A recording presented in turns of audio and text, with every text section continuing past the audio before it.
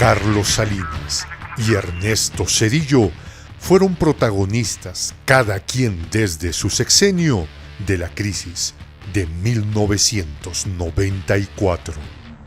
Ambos personajes es casi seguro que tendrán que responder ante la justicia cuando se vote la consulta popular para enjuiciar a los 5 expresidentes. Crisis mexicana de diciembre de 1994.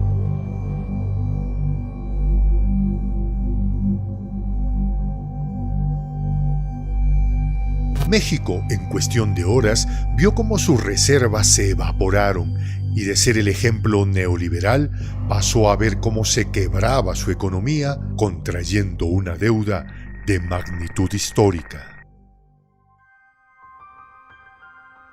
En esta crisis hubieron fondos especulativos que en cuestión de días ganaron miles de millones de dólares, mientras millones de mexicanos quedaban en la absoluta pobreza.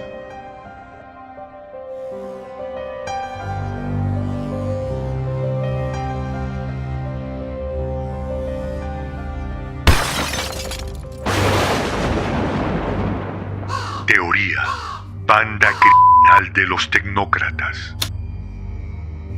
Más de un cuarto de siglo después de estos hechos, académicos, investigadores se preguntan, ¿esa crisis fue producto de malas decisiones de burócratas incapaces en momentos difíciles? ¿O fue un plan finamente pensado y ejecutado con la finalidad de quebrar la economía mexicana y así despojarla de sus recursos naturales, endeudarla y dejar expuesto su mercado interno? La verdad es que las cosas salieron tan sincronizadamente mal que es difícil pensar que se trató de una suma de casualidades. Para algunos fue como ver la explosión controlada de la demolición de un edificio.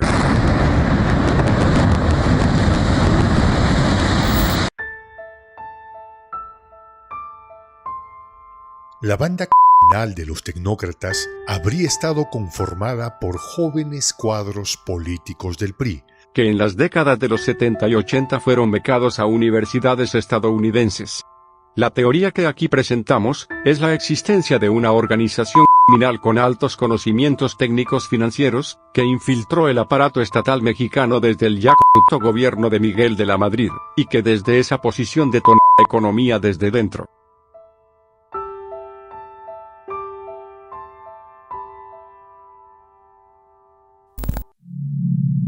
Banda criminal de los tecnócratas, que se organizaron en torno a su plan criminal, que llamaron reformas estructurales del Estado, basándose en las ideas neoliberales.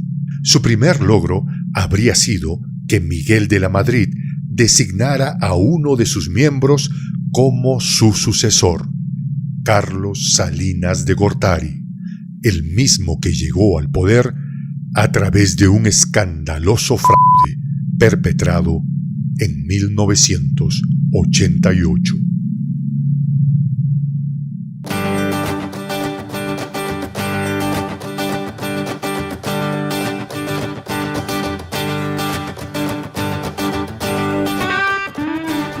Desde los primeros días de su mandato, Salinas y su equipo de tecnócratas se dedicaron con ahínco a deshacerse de los activos del Estado.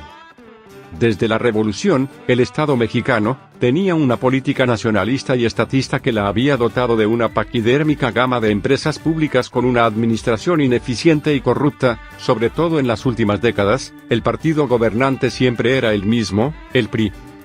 Con la privatización, se entregó el aparato productivo, financiero y el mercado interno a grupos empresariales que en cuestión de meses o pocos años, gracias a haber comprado a precio de ganga estos activos, pasaron a formar parte de la lista de multimillonarios del planeta, de acuerdo a la revista Forbes.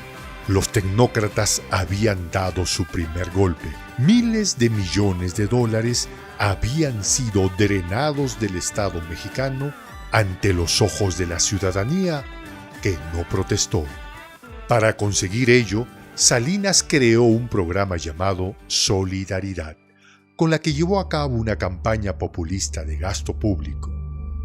Creó una falsa sensación de prosperidad.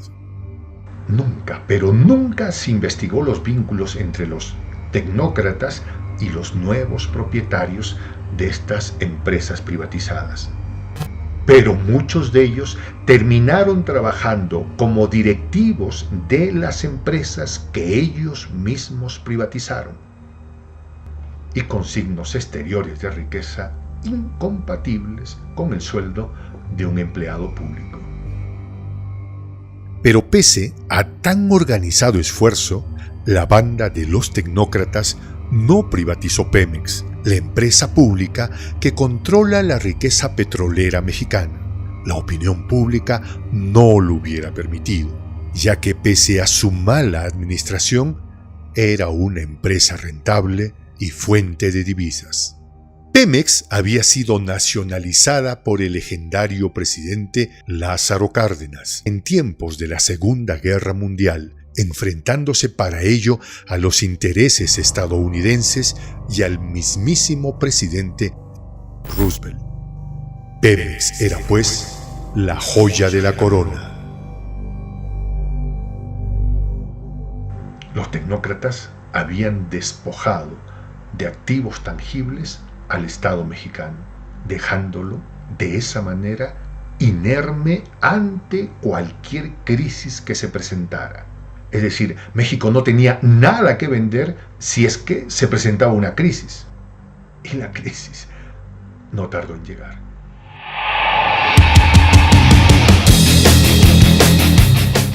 El Estado mexicano, durante el sexenio de Salinas, comenzó a financiar el gasto público con la emisión de los tristemente célebres tesobonos. Estos instrumentos financieros tenían una trampa mortal. Cuando el Estado los vendía, cobraba en pesos, pero cuando el inversionista cobraba, lo hacía en dólares.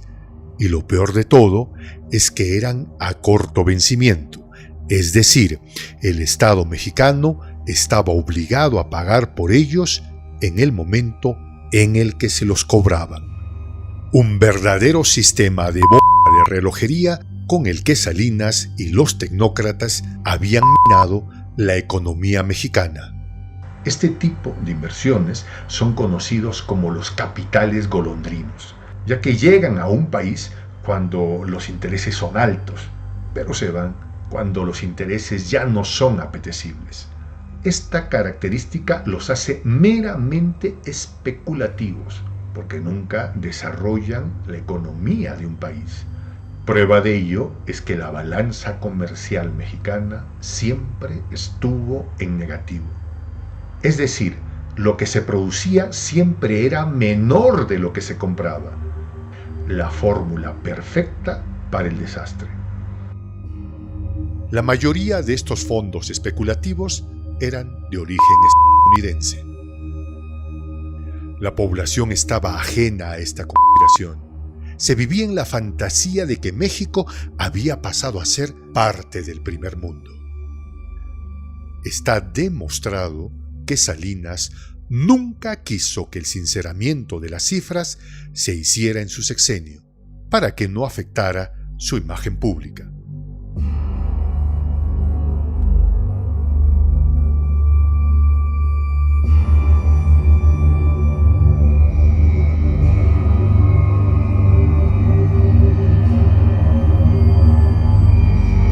Salinas de Gortari eligió un reemplazo que le resultó incómodo. Nunca quedó claro para los mexicanos las verdaderas causas del fallecimiento del candidato Luis Fernando Colosio, quien fue designado por Salinas. Colosio debió haber sido quien debió cargar con la responsabilidad política de la crisis. Todo indica que tuvo graves diferencias con Salinas. Es posible que no estuviera de acuerdo con el plan de quebrar la economía mexicana. Nunca sabremos la verdad, y con respecto al trágico final del candidato priista, las miradas siempre se dirigieron a Salinas de Gortari. La bomba de relojería que la banda criminal de los tecnócratas había sembrado en la base de la economía se había gatillado. El impacto de este magnicidio hizo que los capitales golondrinos dijeran que veían inestabilidad económica y comenzaran a abandonar la economía mexicana. En paralelo, y en aparente casualidad, los Estados Unidos subía en 1,5 puntos el valor de sus emisiones. Los especuladores podían dejar México y refugiarse en los bonos de los Estados Unidos, que ahora pagaban más.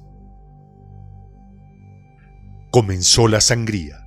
La Secretaría de Hacienda mexicana comenzó a gastar sus reservas en dólares para comprar pesos. El engañoso argumento que se presentó en ese momento fue que con esa medida se mantenía el peso dentro de la franja cambiaria. Lo que pasó en verdad es que las reservas mexicanas en dólares comenzaron a desaparecer y, producto de la inestabilidad, los tesobonos, al volverse más riesgosos, subieron su valor, ya que el gobierno mexicano ofreció subir los intereses que pagaba para que no los vendieran.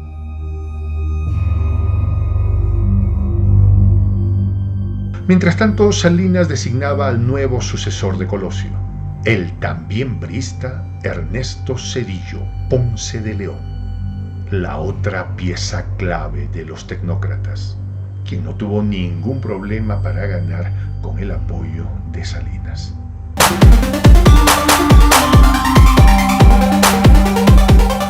Si bien es cierto que Salinas y Zedillo pertenecían al mismo partido político, el PRI, y que para el público representaban una unidad, la verdad es que detrás de bambalinas vivían una confrontación encarnizada, como suele pasar en cualquier organización criminal. La pelea era porque ninguno de los dos quería que la bomba explotara durante su gobierno. Pero lo hizo, y fue en los primeros días del mandato de Salinas y en los 10 primeros días del sexenio de Zedillo, el triste diciembre de 1994.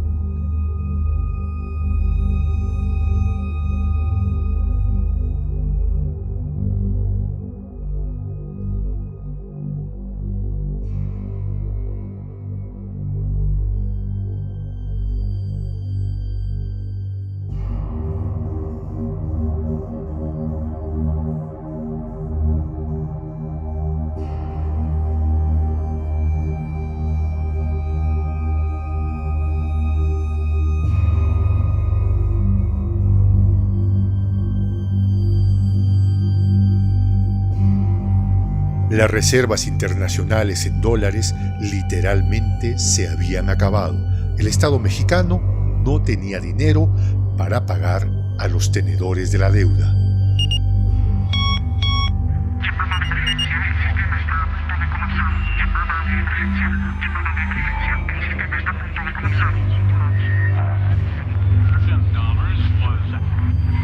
Finalmente, el gobierno estadounidense salió a rescatar al Estado mexicano para asegurarse que éste pagara a los especuladores estadounidenses, que cobraron sus inversiones multiplicadas por 10. De la noche a la mañana, estos especuladores ganaron miles de millones de dólares.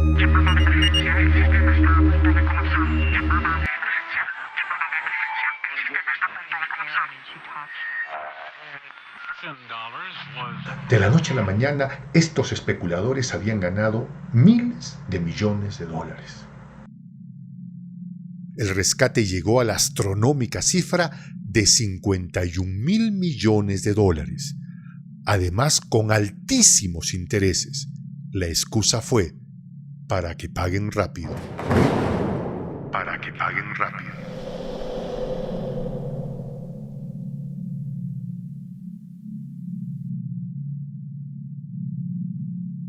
El gobierno del recién nombrado Bill Clinton exigió una garantía de pago, la joya de la corona.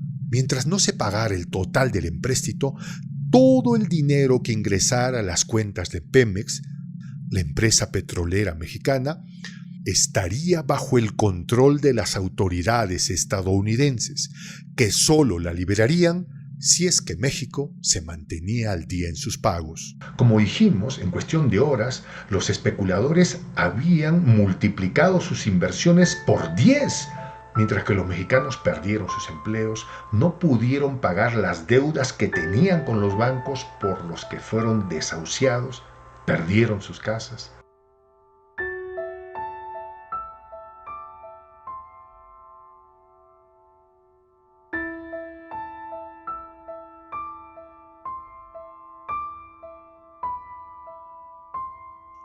Hubo una ola de suicidios, migración y pobreza, ya que para pagar las exigencias de los nuevos acreedores, el gobierno despidió a trabajadores públicos, quebraron las empresas, eliminó el gasto social y subió los impuestos. En 1995, 1 millón de mexicanos cruzó la frontera hacia los Estados Unidos en busca de una oportunidad, en busca de trabajo. Este ha sido el mayor desplazamiento que ha vivido un país en tiempos de paz.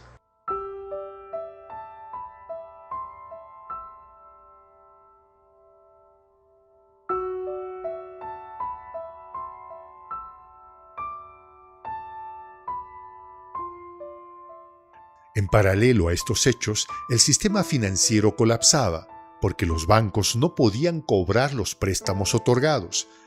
Y el malévolo Zedillo, que ya ejercía como presidente, no vaciló en aplicar la última fase del plan de la banda criminal de los tecnócratas. El Fobaproba, que consistía en seguir robando sobre el saqueo ya hecho. El Fobaproba significó un rescate financiero a los bancos con dinero de todos los mexicanos por un valor de $65,000 millones. El 55% de esta inmensa cantidad de dinero fue a beneficiar a 600 familias pertenecientes a la élite económica de ese país. Estas familias representaban grupos de poder que sí tenían dinero para pagar sus abultadas deudas y, en el peor de los casos, las inventaron para que las pagaran los contribuyentes mexicanos en un plazo de 30 años.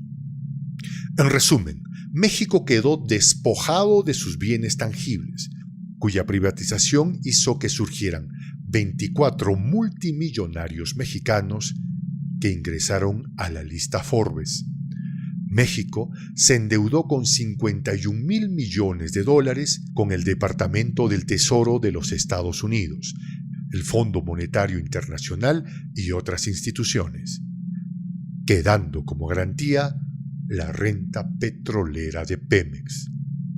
El Fobaproba fue la mayor estafa del mundo, por un valor de $65,000 millones. Todo indica que hubo un plan finamente diseñado para saquear la economía mexicana. No existe ninguna forma que nos haga creer que estos hechos pasaron por mera casualidad. Es que esto fue una tremenda estafa, una absoluta estafa, llevada a cabo por la banda criminal llamada los tecnócratas. En México se vivieron tiempos desgarradores, absolutamente desgarradores. 3 de cada 10 mexicanos no tenía alimento suficiente para cubrir su día. 6 de cada 10 familias no tenían un ingreso seguro. El 0.01% de la población que constituye la élite se enriqueció groseramente. La economía retrocedió un 10%. Los cabecillas de los tecnócratas, Salinas y Zedillo, saben que serán llevados a juicio por mandato popular, pero su defensa es que los delitos por los que serían juzgados ya prescribieron. Ya prescribieron. Sin embargo, Por la gravedad de los hechos y su impacto social, estos delitos descritos deben ser considerados genocidio, con lo que la figura de la prescripción no sería aplicable. Actualmente se sabe que Cedillo vive en los Estados Unidos, pero que no tiene ningún impedimento para viajar donde se le dé la gana.